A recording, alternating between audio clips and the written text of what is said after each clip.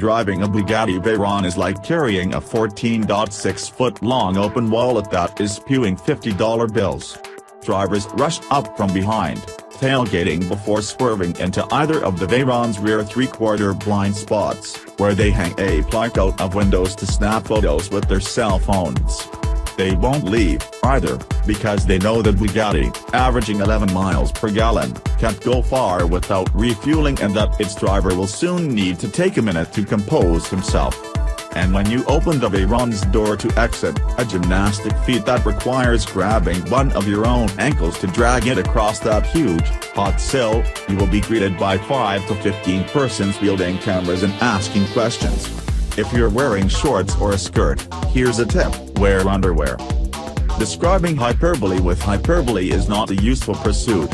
In the Veyron's case, the facts are sufficient. Let us look at a few. It takes 5 weeks to build each car. Counting the heater core, the Veyron has 12 radiators. 60 mph is yours in 2.5 seconds. The Bug will reach 150 mph 8.3 seconds sooner than a Nissan GT-R. At its top speed of 253 mph, as tested by CD, November 2005, it is traveling 371 feet per second and will empty its 26.4-gallon tank in 19 minutes. If you can't locate fuel of 93 octane or higher, your dealer must detune the engine. Service, in general, will be expensive because it takes 2 persons, one of whom won't be you, to remove the rear bodywork just to get at the engine. 4 of this car's Michelin tax pilots will set you back $25,000. If they're mounted on wheels, a process undertaken only in France, well, that's $70,000. The hydraulic ramps that raise the rear wing at 137 mph are identical to those that raise flaps on aircraft. During the Veyron's prototype days, a bird crashed through its aluminum grille. The car was humming along at 205 mph, so now the grille is titanium. The windows automatically rise and lock in place at 93 mph so your dog doesn't lose his tongue.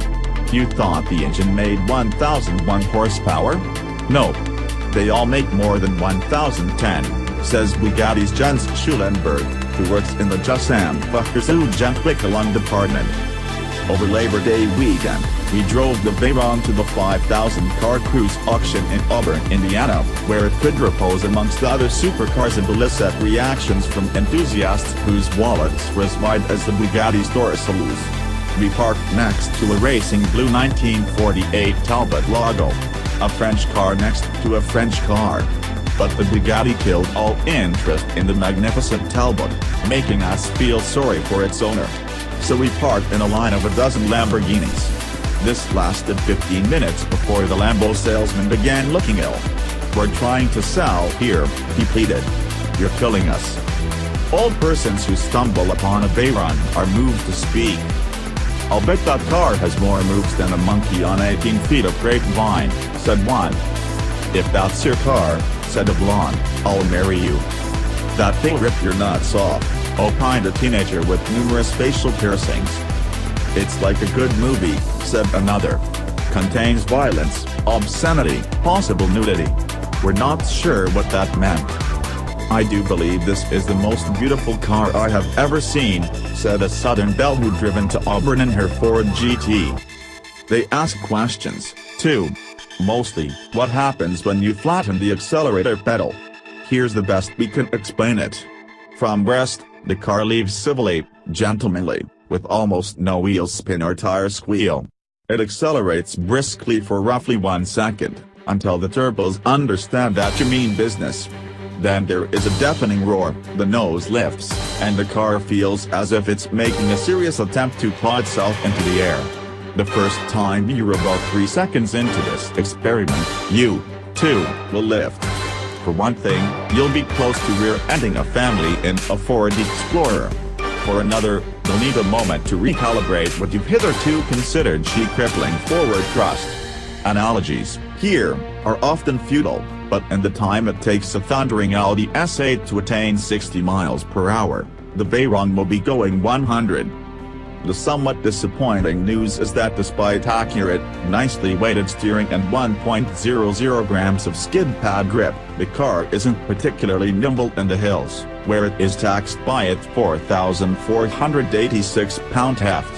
It feels more like a Benz SL63 AMG than, say, a BMW M3. Brutally powerful and obscenely flamboyant, the Aventador is unburdened by reality. Crazy expensive and crazy fast, it's capable of amazing performance without feeling like it's going to spin out into a ditch, which is refreshing in a supercar. Available as a coupe for now, it has a 6.5-liter 730-horsepower V12, a 7-speed automated manual transmission and all-wheel drive. For the ultimate, the Super Blows has 740 horsepower and a claimed top speed of 217 miles per hour. In our testing, it did 0 to 60 miles per hour in 2.7 seconds. Lamborghini's ferocious Aventador supercar becomes a bit more so for 2017 with a comprehensive update that, in keeping with Lambo tradition, brings an S designation. Along with the refreshed exterior, the big news is an upgrade to Lamborghini's new 4-wheel steering system, first installed on the special edition Centenario, and more power for its screaming V12 engine. The new Aventador's beating heart retains its 6.5-liter displacement, but, thanks to more aggressive valve timing and intake tuning, now puts out an extra 39 horsepower for a total of 730. That means Lamborghini's flagship 12-cylinder monster finally produces more power than Dodge's 707 horsepower Hellcat V8, which seems like an automotive wrong that needed righting. To be fair, the outgoing, limited-ride Aventador SV packed 740 horses. The Aventador S also benefits from a slightly higher, 8,500 revolution per minute redline, all the better to experience the oral splendor of the sonorous Italian V12. The 7-speed automated manual transmission and all-wheel drive system carry over. The new 4-wheel steering system, which we sampled in an Aventador SV prototype we drove at the Nürburgring, replaces conventional tow control links with 2 separate actuators capable of changing the rear wheel's steer angle in 5 milliseconds. As with most other systems of its kind, at low speeds the rear wheels turn in the opposite direction from the fronts for tighter turning. At higher speeds, the rear wheels turn in phase with the fronts to improve stability. The car's suspension is retuned, and the Aventador S also benefits from revised programming for the stability control and the drive modes. The Strada, Sport, and Casa modes carry over, but an Ego drive mode, yes, really, is new and allows the driver to further customize the different stability control, steering, and suspension settings. The standard Pirelli P0 tires also are new for the S and are designed around the 4-wheel steering system. Also included on all Aventador S models are carbon ceramic brake rotors. We didn't think it was possible for the Aventador to look any more menacing than it already did, but the S model's styling updates achieve that feat. The front end features 2 new air ducts and a larger front splitter, while the rear has a new black diffuser and revised taillights. Lamborghini says that these changes result in a better aerodynamic profile with improved downforce at speed when the movable rear wing is in position.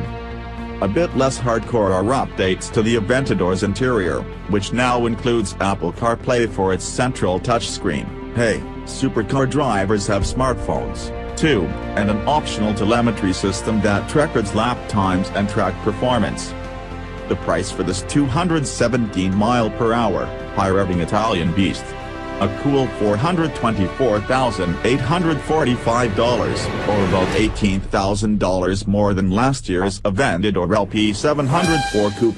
The equivalent of a compact hatchback may be a drop in the pool for those who can afford the extra power and agility of the S model, along with the knowledge that you own the latest and greatest version of Lamborghini's flagship vehicle. The lucky few with the means can take delivery of their new Aventador S starting next spring.